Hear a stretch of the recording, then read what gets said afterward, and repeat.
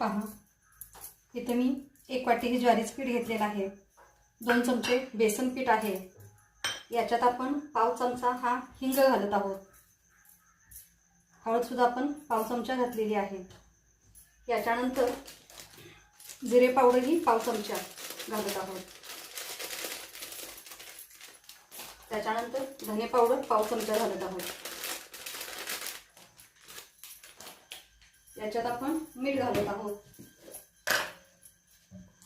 मीठ हे आपण पाव चमचा मीठ घातलेलं आहे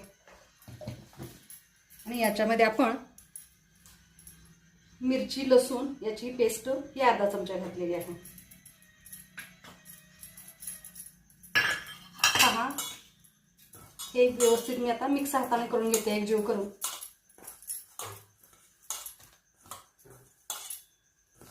आणि हे आपण गरम पाणी घेतलेलं आहे।